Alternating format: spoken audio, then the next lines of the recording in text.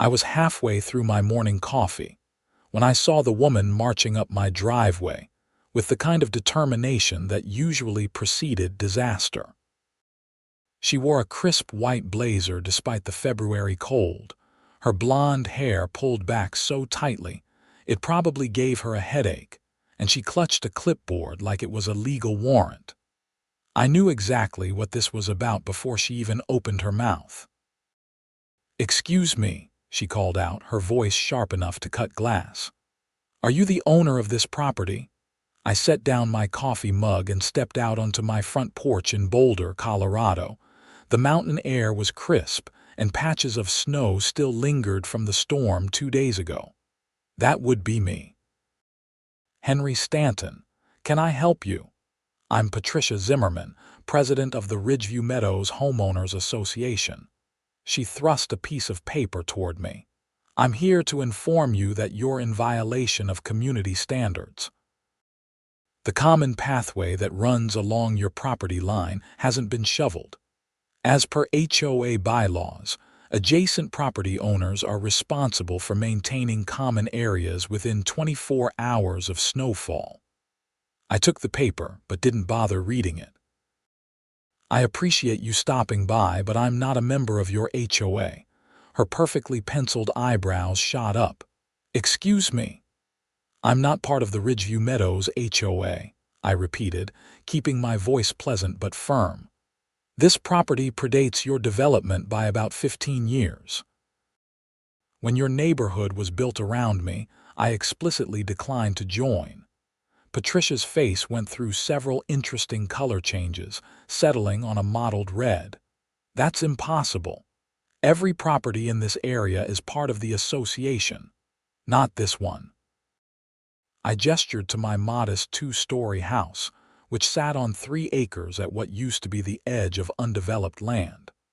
"I bought this place in 2008. Your development went up starting in 2015. I received multiple letters asking me to join the HOA, and I declined every single one. I even had my lawyer send you folks a certified letter making it crystal clear. That pathway is community property," Patricia insisted, jabbing her finger toward the gravel path that ran along the eastern edge of my land. "It provides access to the community park and connects 2 sections of the neighborhood. Actually, according to county records, that pathway is entirely on my property. It was an old service road that I used to access the back of my land. Your HOA asked for an easement and I granted it, but that doesn't make me responsible for maintaining it." Patricia's knuckles went white around her clipboard. "Mr. Stanton, whether you believe you're part of the HOA or not, that pathway needs to be cleared. We have elderly residents who use it for their daily walks. Someone could slip and fall." "Then I suggest the HOA clear it," I said. "Or better yet, use the sidewalks in your actual development. Nobody has to use this path." "It's a question of community responsibility," she said, her voice taking on a lecturing tone that probably worked on people who actually cared what she thought. "Good neighbors help each other. Good neighbors respect property rights and boundaries," I countered. "Look, Patricia, I'm not trying to be difficult, but I specifically chose not to join your HOA because I didn't want someone else dictating what I can do with my property. That includes being voluntold to shovel paths I don't use." "This isn't over," she said, spinning on her heel. "You'll be hearing from our legal counsel." I watched her march back down my driveway, her sensible heels clicking against the concrete. This wasn't the first run-in I'd had with the Ridgeview Meadows HOA, but it was definitely the most direct confrontation. When they'd first started building the development, the construction company had approached me multiple times about selling my land. I'd refused. They'd offered what they probably thought was good money, but I'd grown up in this house. My parents had left it to me, and I had no intention of going anywhere. The development had gone up around me like a beige and cream-colored tsunami, All identical houses with their approved paint colors and regulated mailbox heights. I'd watched families move in, had even gotten friendly with a few of the neighbors who weren't obsessed with property values and curb appeal. But the HOA itself had always been a thorn in my side. They'd sent me violation notices for my unapproved fence color, which was the same dark green it had been for 20 years, forest green that matched the surrounding pine trees. They'd complained about my pickup truck being visible from the street, even though it was parked in my own driveway. They'd even tried to cite me for not having regulation house numbers. I'd ignored every single notice and they'd eventually backed off. Or so I'd thought. That afternoon, I was in my workshop behind the house when my phone rang. It was Tom Garcia, my lawyer and old college roommate. "Henry, I just got the strangest call from someone named Patricia Zimmerman," Tom said. "She seems to think she can force you to maintain a pathway on your own property." "Yeah, she stopped by this morning. I told her I'm not part of the HOA." "Well, she's claiming that since you granted the easement, you accepted responsibility for maintenance. I'm looking at the easement agreement now. There's absolutely nothing in here about maintenance obligations. In fact, it specifically states that you're granting access only, with no additional conditions or responsibilities. So what's her play here? Intimidation, probably. She mentioned that the HOA is prepared to pursue legal action if you don't comply. I told her to feel free to waste her money, but that any lawsuit would be dismissed immediately. The law is very clear on this, Henry. You can't be forced to maintain property for an organization you're not part of, especially when there's a written agreement stating otherwise.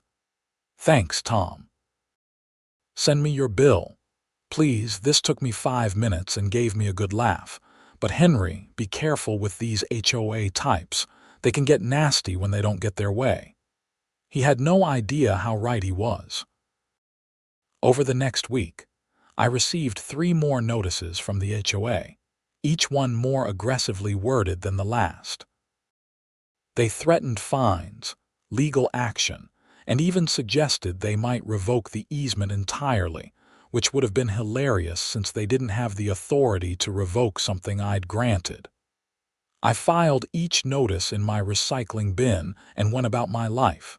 Then things escalated. I came home from my job at the engineering firm where I worked to find orange traffic cones blocking the entrance to my driveway, a sign hung between them reading HOA maintenance in progress. Except there was no maintenance happening. The cones were just blocking my access to my own property. I moved the cones aside, parked my truck, and immediately called Tom. "They're playing games," he said after I explained the situation. "Document everything. Take photos, keep records of every interaction. If this continues, we might need to pursue harassment charges." I took his advice and started a detailed log.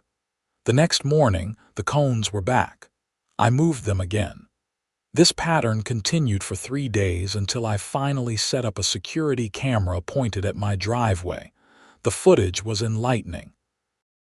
At 6:30 in the morning, Patricia Zimmerman herself drove up in a silver Lexus SUV and personally placed the cones across my driveway. She looked directly at my house with an expression of smug satisfaction before driving away. I saved the footage and sent it to Tom. The following Monday, I received a certified letter from the Ridgeview Meadows HOA. It informed me that they were revoking my easement due to my failure to maintain community standards and fulfill obligations as a path-adjacent property owner. Furthermore, they were demanding that I fence off the pathway entirely to prevent liability issues, which they claimed I was now responsible for since I refused to maintain the area. I actually laughed out loud reading this. They'd gone from demanding I shovel the path to demanding I block it off entirely. The cognitive dissonance was impressive. Tom was less amused. "This is actually good for us," he said when I called him. "They're overreaching so badly that any judge would see right through it." "But Henry," I have to ask, "what do you want to do here? You could fight this in court and you'd win, but it'll take time and energy. Or you could just fence it off like they're demanding." "Can I do that? Legally, I mean. It's your property. The easement was granted voluntarily by you. You have the right to revoke it at any time. They don't own that land, you do. They've just had permission to use it. Take away that permission, and they have no legal leg to stand on. They'd have to prove that the easement is somehow necessary for their properties to be usable, which it isn't since there are other routes through the neighborhood." An idea started forming in my mind. What if I gave them exactly what they asked for? I'm listening. "They want me to fence it off. Fine. I'll fence off the entire pathway. They can't complain since they're literally ordering me to do it in writing." Tom was quiet for a moment, then I heard him chuckle. "That's actually brilliant. It's malicious compliance at its finest. Do it." "Won't they just sue me anyway?" "Let them try. You'll have their written demand ordering you to fence the area. Any judge will throw out their case immediately. Plus, it'll cost them a fortune in legal fees. Most HOAs are run on relatively tight budgets. A few expensive lawsuits tend to make boards much more reasonable." I spent that evening researching fencing options and drawing up plans. The pathway was about 200 feet long where it crossed my property, running from the eastern boundary near Maple Street to the southern boundary near the community park entrance. It was roughly 8 feet wide, just enough for two people to walk side by side comfortably. I decided to go with a solid 6-foot privacy fence, the kind made of sturdy cedar boards with no gaps. If I was doing this, I was doing it right. I'd fence off the entire pathway along both sides where it crossed my property, effectively creating a wooden tunnel that nobody could access without coming through my land first. The next morning, I called Mountain West Fencing, a local company I'd used before for some repairs on my property fence. Jack Morrison, the owner, came out that afternoon to look at the project. "That's a lot of fence," he said, walking the length of the pathway with his measuring tape. "You're looking at about 400 linear feet total, plus gates at both ends. Any particular reason for the urgency?" "HOA troubles," I said simply. Jack nodded knowingly. "Say no more. I've done more spite fences in the last 5 years than I did in my entire previous career. These HOAs are out of control. I can have a crew out here starting Wednesday. We'll need about a week to complete the job, weather permitting. As for cost, you're looking at around $12,000 for materials and labor." "Do it," I said without hesitation. It was worth every penny to make my point. "You want me to include the access gates?" 2 gates, one at each end, both with heavy-duty locks. I want to be able to access the fenced area if needed, but nobody else gets through." "You got it." That evening, I drafted a formal response to the HOA's letter. With Tom's help, I worded it carefully to make it clear that I was complying with their written demand to fence off the pathway. I mentioned that the work would begin Wednesday, and that the pathway would no longer be accessible to HOA residents. I sent it via certified mail, the same way they'd sent theirs.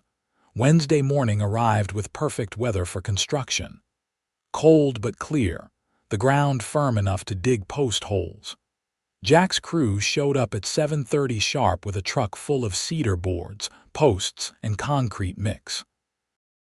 I'd taken the day off work to supervise, and to enjoy the show I knew was coming. I didn't have to wait long. By 9 o'clock, Patricia Zimmerman's silver Lexus came screaming around the corner. She nearly hit one of the fence crew's trucks as she swerved into my driveway. She was out of her car before it had fully stopped, her face already crimson. "What do you think you're doing?" she shrieked, storming toward me. I held up the letter the HOA had sent me. Following your instructions, you demanded that I fence off this pathway. That's exactly what I'm doing. You can't do this. That pathway is essential for community access. Then you shouldn't have ordered me to fence it off, I said calmly. This is your letter with your signature explicitly demanding that I prevent access to the pathway due to liability concerns. I'm complying. That's not what we meant. Then you should have been more careful with your wording. My lawyer reviewed this letter. It's very clear. You revoked the easement and demanded I fence the area. I'm doing exactly that. Patricia looked like she might actually explode. This is harassment. I'll have you arrested. One of Jack's crew members, a burly guy named Rodriguez, spoke up. Madam, we have all the proper permits for this fence. It's being built entirely on Mr. Stanton's property. There's nothing illegal happening here. We'll sue you into bankruptcy. Patricia screamed at me. You're welcome to try, I said. But you might want to consult with your HOA's lawyer first. This letter you sent me is going to make things very difficult for you in court. She stared at me with pure hatred, then spun around and marched back to her car. She made 3 attempts to back out of my driveway, nearly hitting my mailbox twice, before finally speeding off down the street. That was entertaining, Jack said dryly. We should charge admission. The show wasn't over. Throughout the day, various HOA residents stopped by to ask what was happening. Most were polite and genuinely confused. I explained the situation to each of them and showed them the HOA's letter demanding I fence off the pathway. Reactions varied from amusement to anger, but notably, most of the anger was directed at Patricia and the HOA board, not at me. One woman, probably in her 70s, actually hugged me. That Patricia has been a nightmare since she took over as president, she said. Maybe this will finally get her voted out. By Friday afternoon, the fence was mostly complete. 2 solid rows of 6-foot cedar privacy fence now ran along both sides of the pathway where it crossed my property. The effect was dramatic. What had once been an open, inviting path was now completely blocked off, with only 2 locked gates at either end providing any access, and I had the only keys. The gates themselves were substantial, made of the same cedar as the fence, with heavy-duty hinges and commercial-grade padlocks. I'd had Jack install them so they opened inward onto my property, giving me complete control over access. That evening, Tom came by to see the completed work. He walked the length of the fence, examining the construction with an appreciative eye. "This is beautiful work," he said. "And absolutely bulletproof legally. You're complying with their written demand. They can't touch you. How long before they try anyway? Oh, I'd give it until Monday, Tuesday at the latest. Patricia doesn't strike me as someone who accepts defeat gracefully." He was right, but even he underestimated how badly things would escalate. Monday morning, I was at work when Tom called. "Henry, we have a problem. The HOA filed for an emergency injunction to force you to remove the fence. The hearing is this afternoon at 2. Can they do that? They can try. The judge will probably laugh them out of court, but we need to be there. Can you make it?" "I'll be there." The Boulder County Courthouse was packed when I arrived. Apparently word had spread about the fence situation, and half the Ridgeview Meadows development had shown up. I spotted Patricia near the front, surrounded by 2 other women I recognized as HOA board members and a nervous-looking man in a suit who I assumed was their lawyer. Tom and I took our seats just as the bailiff called the court to order. Judge Margaret Hoffman, a woman in her 60s with silver hair and sharp eyes, reviewed the papers in front of her with an expression of growing disbelief. "Let me make sure I understand this correctly," Judge Hoffman said, looking at the HOA's attorney. Your client sent Mr. Stanton a letter demanding that he fence off a pathway that crosses his property. Mr. Stanton complied with that demand. Now your client wants an emergency injunction to force him to remove the fence he installed at your client's explicit written request. The HOA's lawyer, whose name was apparently Dennis Chen, cleared his throat. Your Honor, the HOA's intent was to ensure the pathway was maintained for safety purposes.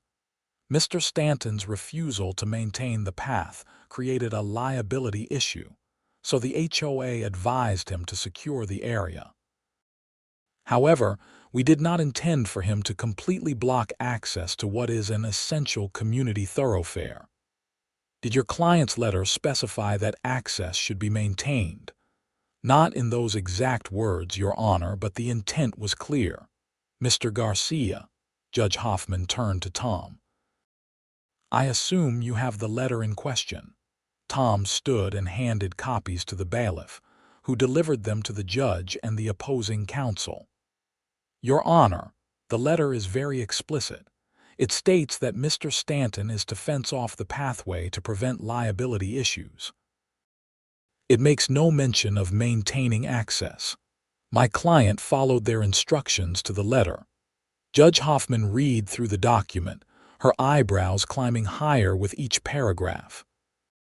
Mr. Chen, this letter also claims to revoke an easement that your client never had the authority to revoke in the first place. The easement was granted by Mr. Stanton on his own property.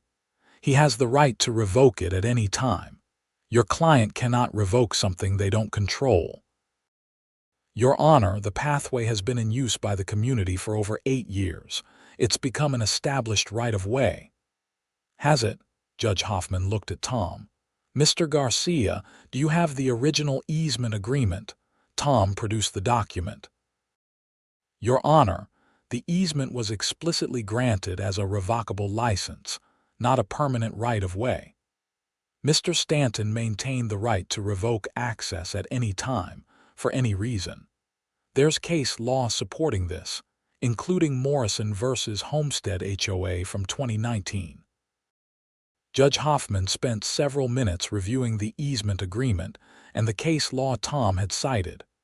The courtroom was silent except for the occasional whisper from the gallery. Finally, Judge Hoffman looked up. I'm denying the injunction. Mr. Stanton is under no legal obligation to maintain access across his private property. The HOA's letter explicitly demanded he fence off the pathway, and that's exactly what he did. Furthermore, the easement was clearly revocable, and Mr. Stanton has now revoked it. The pathway is on his property, and he has every right to control access to his own land. Patricia shot to her feet. Your Honor, this is ridiculous. He's doing this out of spite. Madam, sit down, Judge Hoffman said sharply. Mr. Stanton's motivations are irrelevant. He's exercising his legal property rights. If your HOA wanted to ensure permanent access to that pathway, you should have negotiated a permanent easement or purchased the land outright. You did neither. This case is dismissed. The gavel came down with a sharp crack.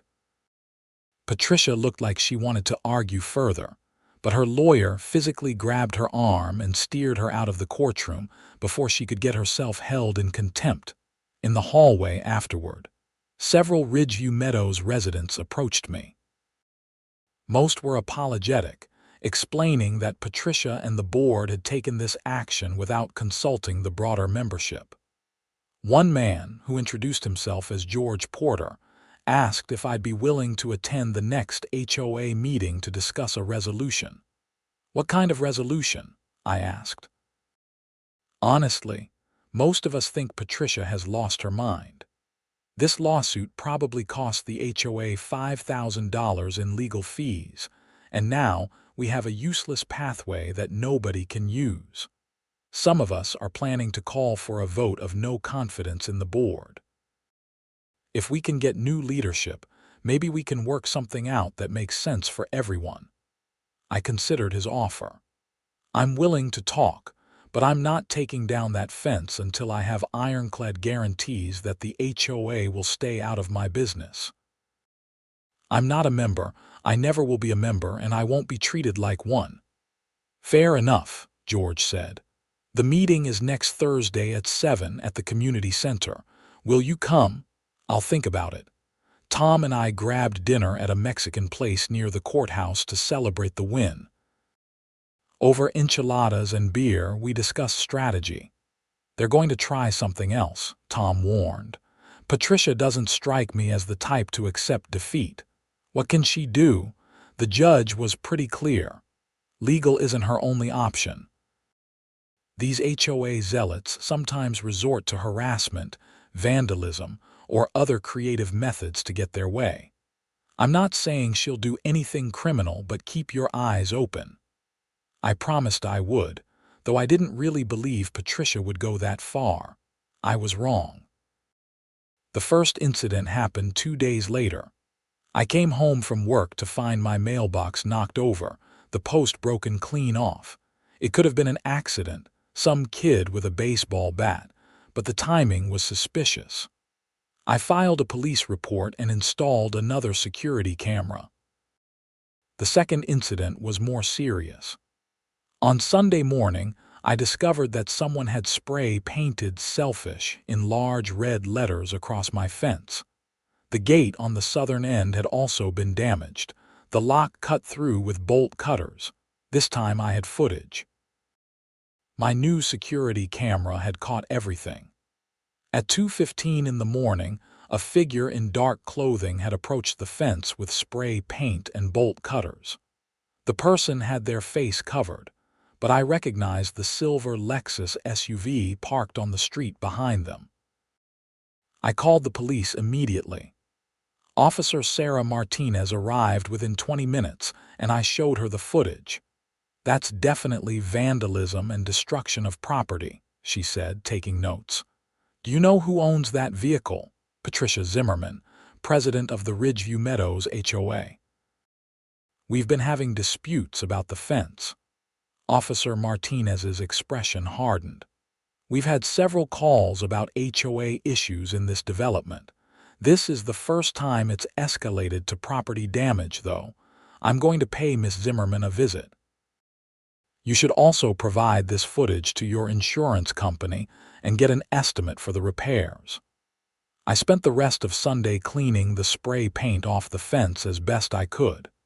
The cedar had absorbed some of the paint, leaving a faint red stain even after extensive scrubbing. The gate lock needed to be completely replaced. All told, the damages came to around $800.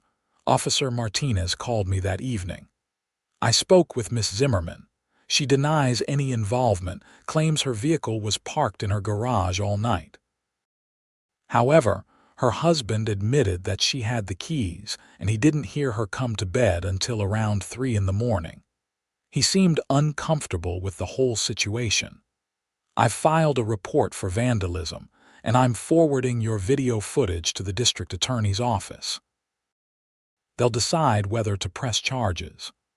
What are the chances they actually will? Pretty good, actually. You have clear video of the vehicle and the vandalism. Even without a clear shot of her face, the circumstantial evidence is strong. Plus, there's a documented pattern of harassment leading up to this incident. 3 days later, Patricia Zimmerman was arrested and charged with criminal mischief and vandalism. The news spread through Ridgeview Meadows like wildfire. By Thursday evening, when the HOA meeting was scheduled, the community center was packed with residents demanding answers. I decided to attend after all. Tom came with me, just in case things got heated. The meeting was chaotic from the start. George Porter, who I learned was a retired accountant, called for order repeatedly as residents shouted questions and accusations. Patricia was notably absent, apparently released on bail but too embarrassed to show her face. The other 2 board members, Donna Hartley and Susan Kim, looked like they wanted to be anywhere else. "Ladies and gentlemen, please," George finally shouted, banging a gavel on the podium. "We can't accomplish anything if everyone's talking at once. I've called this emergency meeting to address the recent issues with Mr. Henry Stanton and the pathway situation.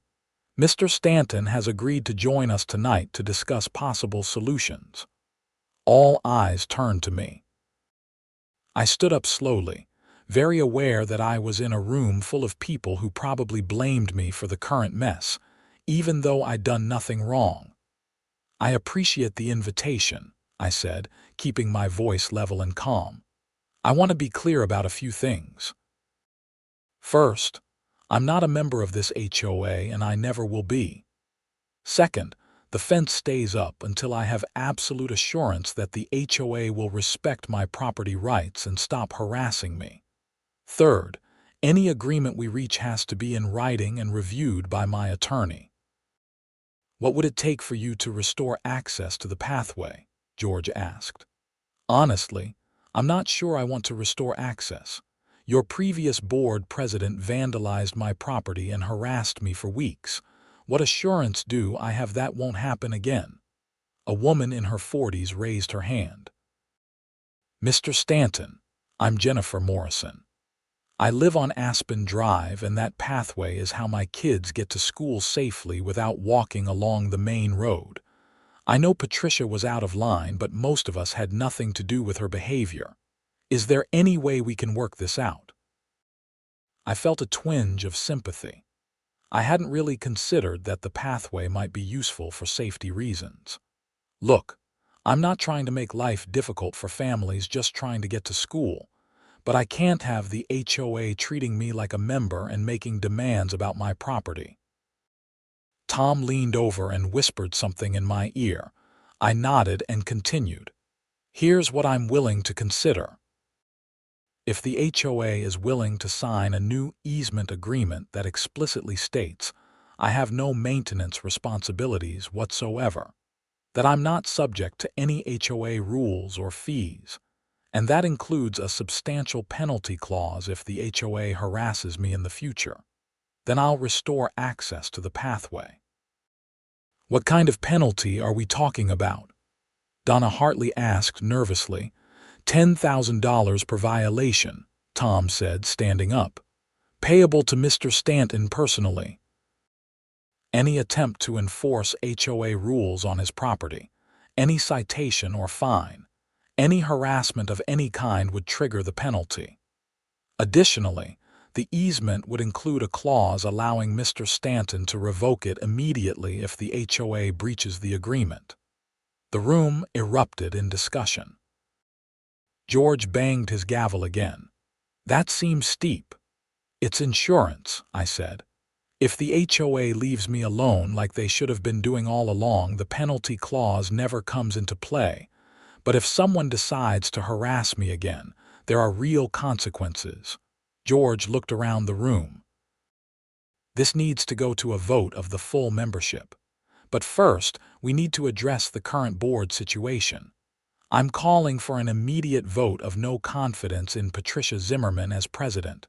All in favor, a forest of hands went up. The vote was nearly unanimous. Motion carries. Patricia Zimmerman is removed as HOA president.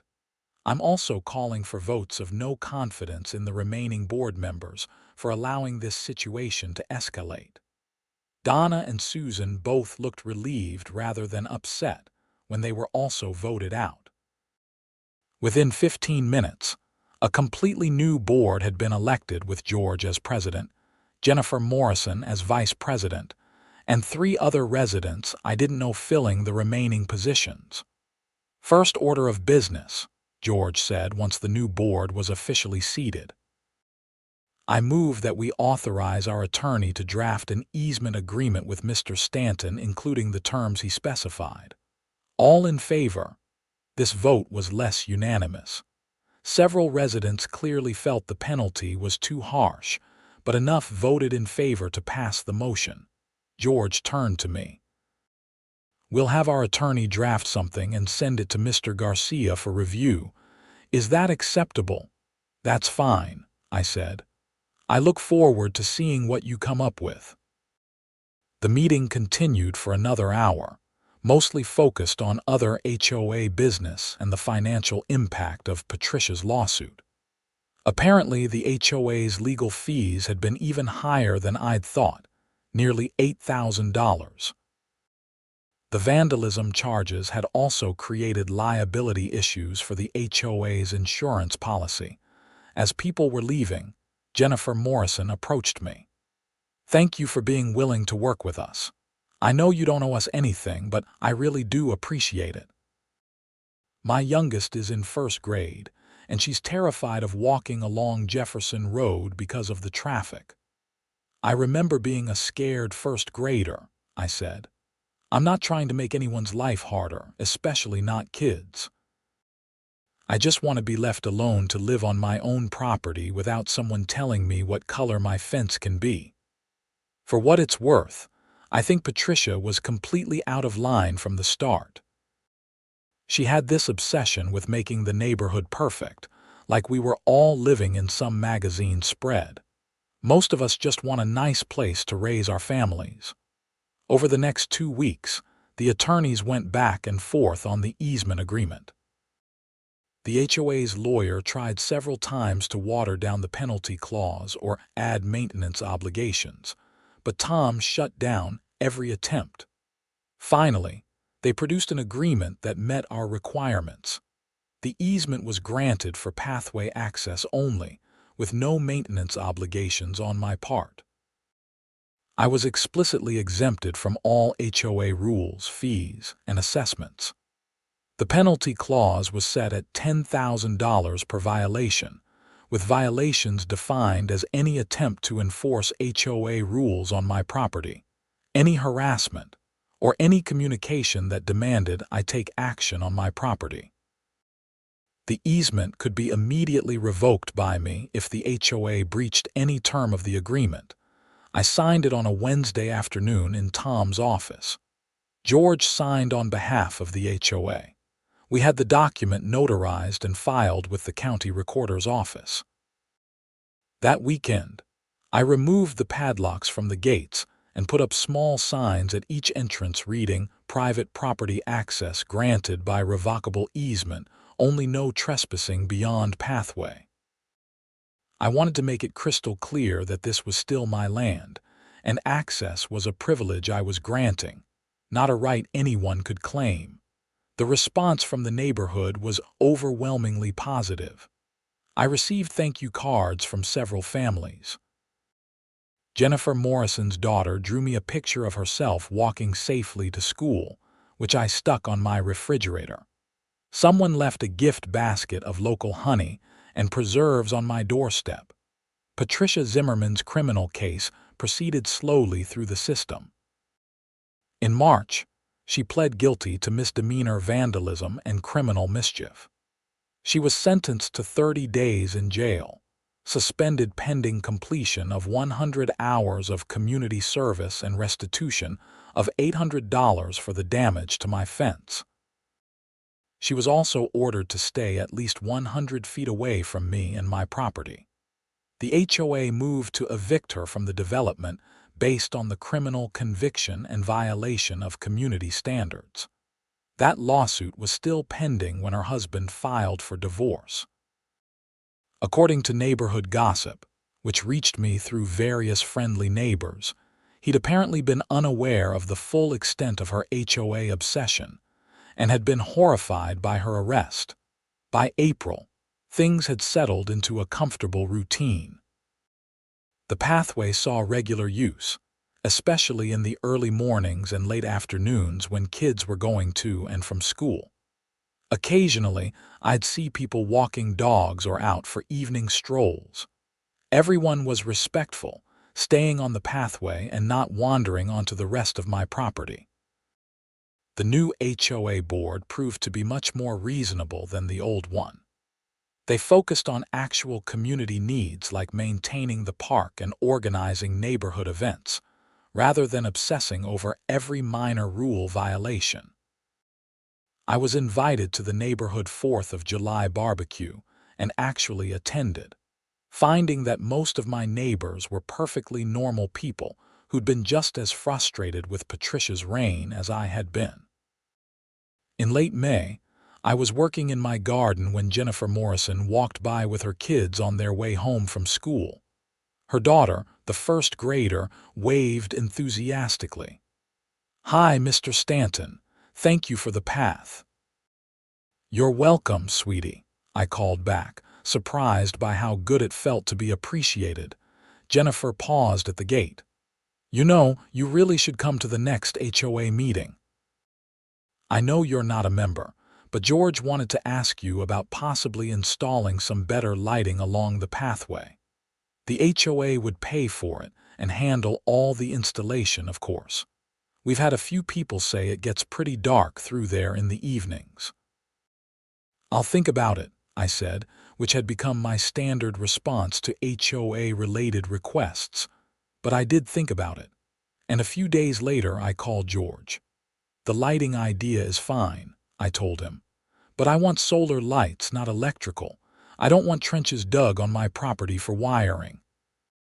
And they need to be installed by a licensed contractor with proper permits." "Absolutely," George agreed. "We'll handle everything and get your approval before anyone sets foot on your property." The solar lights went in over the course of 3 days in early June. They were subtle and attractive, matching the natural aesthetic of the area rather than looking like prison yard floodlights. The installation crew was professional and respectful, and they even repaired some minor damage to the pathway surface while they were there. That evening, I walked the length of the pathway myself for the first time since I'd installed the fence. The solar lights cast a gentle glow, enough to see clearly but not so bright as to be intrusive. It looked nice, I had to admit. I ran into George on my way back. He was checking on the installation work.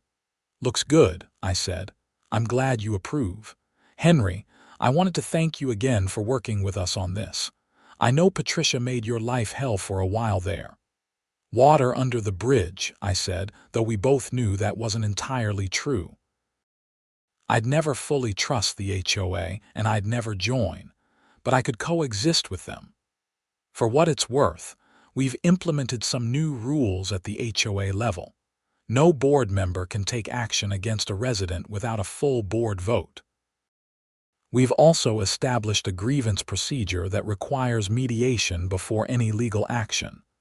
Patricia was able to do so much damage because she acted unilaterally, with no checks on her power. That sounds like a good system. We learned the hard way that HOAs need accountability just like any other organization with power over people's lives. Most of us never wanted to be on the board. We just wanted nice places to live. But someone has to step up and do the work, and it's important to do it right. I found myself respecting George. He was thoughtful and reasonable, everything Patricia hadn't been. "If you ever need input on something that affects the pathway, I'm willing to discuss it. Not as a member, but as the property owner." "I appreciate that. And Henry, if you ever change your mind about joining, we'd welcome you. No pressure, I just want you to know the option is there." "I won't," I said, but not unkindly. "It's nothing personal against you or the current board, I just value my independence too much. But I can be a good neighbor without being a member." "Fair enough." Summer passed peacefully. I worked on various projects around my property, and for the first time in years, I didn't receive a single complaint or violation notice from the HOA. The pathway continued to function well, and I found that having people occasionally walk past my property wasn't as intrusive as I'd feared. In August, I was having coffee on my porch when I saw a moving truck pull up to Patricia Zimmerman's old house. A young couple got out, looking excited and slightly overwhelmed. I learned later from Jennifer that they were first-time homebuyers, a school teacher and a nurse, who'd gotten the house at a good price due to the foreclosure. The husband walked over a few days later to introduce himself. His name was Marcus Wells, and he seemed genuinely friendly. "I heard there was some drama with the previous owner and you," he said. "I just want you to know that we're not like that. We just want a quiet place to live and raise a family. My wife's pregnant with our first." "Congratulations," I said, "and welcome to the neighborhood. The HOA has new management now. They're much more reasonable." "That's good to hear. Hey, I noticed you have a really nice workshop behind your house. I'm into woodworking as a hobby. Would you ever be interested in showing me your setup?" I surprised myself by saying yes. Marcus came by that Saturday, and we spent several hours talking about tools, techniques, and projects. He was skilled and passionate about the craft, and it was nice to have someone to discuss it with. He ended up becoming a regular visitor, and we collaborated on several furniture pieces over the following months. By the time September rolled around, my life had settled into a comfortable pattern. The fence that had started as an act of defiance and self-protection had become just another feature of my property. The pathway that had been the source of so much conflict now felt like a positive contribution to the neighborhood, even though it was entirely on my terms. The legal aftermath of the Patricia situation finally concluded in October. The district attorney's office decided not to pursue further charges beyond the misdemeanor convictions she'd already pled to. Patricia had moved out of state, apparently to stay with family in Arizona, and nobody in Ridgeview Meadows missed her. The HOA sent me a formal letter in November, signed by George and the entire board, thanking me for my cooperation and apologizing for the actions of the previous administration. It was a classy gesture, and I appreciated it. I framed the letter and hung it in my workshop, next to the picture Jennifer's daughter had drawn. They represented something important to me, proof that standing your ground didn't mean you had to be enemies with everyone around you. You could defend your rights and still be part of a community, even if only on your own terms. December brought the first real snow of the season, several inches that blanketed the entire area. I was clearing my driveway when Jennifer walked by with her kids, all of them bundled up against the cold. "Morning, Mr. Stanton," she called out. "Morning. No school today. Late start because of the snow. We're taking the scenic route." She paused, then added, "I noticed the pathway hasn't been shoveled yet. Would you like me to ask if the HOA can arrange to have someone clear it regularly? We could set up a contract with a snow removal service." I considered this. The old me, the one who'd been so angry about Patricia's demands, would have said no out of pure stubbornness. But I'd learned something over the past year about choosing your battles. "That would be fine," I said. "As long as it's clearly understood that they're doing it as a courtesy, not because I'm required to maintain it." "I'll make sure that's documented in the agreement," Jennifer promised. "You know, George keeps saying that the whole situation with Patricia was a blessing in disguise. It forced us to really examine how the HOA was being run and make some important changes. We're actually functioning better now than we ever did before." "Silver linings," I agreed. That afternoon, Tom called to check in. We'd stayed in regular contact throughout the year, and he'd become more than just my lawyer. He was a genuine friend who'd been there through the worst of the conflict. "How's life in HOA land?" he asked, surprisingly peaceful. "They're arranging for snow removal on the pathway. I've made friends with some of the neighbors, and nobody's tried to cite me for anything in months." "Character growth," Tom said approvingly. "You know, when this whole thing started, I was worried it would turn into a years-long legal battle. I'm glad it worked out the way it did. Me too. Though I still maintain I was right to put up that fence." "Oh, absolutely. You were 100% right. Sometimes the best way to win a fight is to give your opponent exactly what they ask for." Christmas came and went. I was invited to several neighborhood parties and actually attended a few. I brought my homemade wine, which was well received, and found myself enjoying conversations about gardening, woodworking, and the challenges of suburban life with people who'd once been strangers. On New Year's Eve, I stood on my porch watching fireworks from the community park light up the sky. The pathway ran through my property like a peaceful corridor, its solar lights glowing softly in the darkness. Through the fence on either side, I could see families and couples walking to the park to celebrate. My phone buzzed with a text from Marcus. "Happy New Year, neighbor. Thanks for being such a good friend this year. Looking forward to more projects in the workshop." I smiled and typed back a response, then poured myself a glass of wine. The year had started with conflict and anger, with violation notices and harassment and ultimately vandalism and arrests. But it was ending with friendship, community, and peace. The fence was still there, a solid barrier protecting my property and my rights. But the gates were open, allowing passage to anyone who needed it. It was a balance I could live with, a compromise that didn't compromise my principles. I thought about Patricia sometimes, wondering if she'd learned anything from the experience. Probably not. People like that rarely did. But the rest of the neighborhood had learned something important about the dangers of unchecked authority and the value of treating people with respect. As the fireworks reached their finale, I raised my glass to the new year. Whatever it brought, I'd face it on my own terms, on my own property, with my boundaries clearly established and respected. And if anyone tried to tell me otherwise, well, I had a fence contractor on speed dial and a lawyer who loved a good fight. But I hoped it wouldn't come to that. I discovered something unexpected over the past year. Being right isn't always as satisfying as being at peace. And sometimes, the best revenge isn't revenge at all. It's living well on your own terms in a community that's learned to respect your boundaries. The last firework exploded in a cascade of gold and silver, and the crowd in the park cheered. I finished my wine and went inside, locking the door behind me.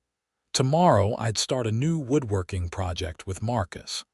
Next week, I'd attend the HOA meeting to discuss pathway maintenance procedures for the spring. Not as a member, never as a member, but as a neighbor and a property owner who'd earned respect the hard way. The fence that had been built in defiance now stood as a symbol of something else entirely. It marked the boundaries of my property, yes, but also the boundaries of a relationship between an individual and a community. Each respected the other. Each gave what they could without demanding what they shouldn't. Each understood that good fences make good neighbors, especially when the gates can open. I went to bed that night feeling something I hadn't felt in a long time: contentment. My property was mine. My rights were established and protected, and my relationships with my neighbors were built on mutual respect rather than mandatory membership in an organization I'd never wanted to join. Patricia Zimmerman had tried to force me to bend to her will, and in doing so, she'd lost everything. Her presidency, her home, her marriage, and her reputation. All because she couldn't accept that some people don't want to be controlled, no matter how righteous the controller thinks they are. The new HOA board understood what Patricia never had. Rules and regulations only work when people consent to them. You can't force compliance from someone who was never part of your agreement, and trying to do so only creates conflict that benefits no one. As I drifted off to sleep, I thought about the journey from that first confrontation on my porch to this moment of peace. It had been worth it. Every moment of stress, every legal fee, every hour spent building that fence, because I'd established something that couldn't be taken away. My right to live on my own property, by my own rules while still being part of a community. The fence stood in the darkness outside, solid and permanent. But the gates were open and the lights were glowing, and people could pass through safely because I'd chosen to allow it, not because anyone had forced me. That choice, that agency, that respect for my autonomy, that was what I'd been fighting for all along, and in the end I'd won. Not through conflict, though there had certainly been conflict. Not through legal battles, though there had been those too. But through standing firm on principle, through refusing to be bullied or manipulated, and through demonstrating that boundaries and community aren't mutually exclusive. They're two sides of the same coin, each necessary for the other to function properly. Patricia had learned that lesson the hard way. The neighborhood had learned it too. And I'd learned that sometimes the best defense is simply being right, standing your ground, and waiting for everyone else to figure it out. The new year stretched ahead, full of possibility. Whatever it brought, I'd face it from my property, behind my fence, with my gates open exactly as wide as I chose to open them. And that was exactly how it should be.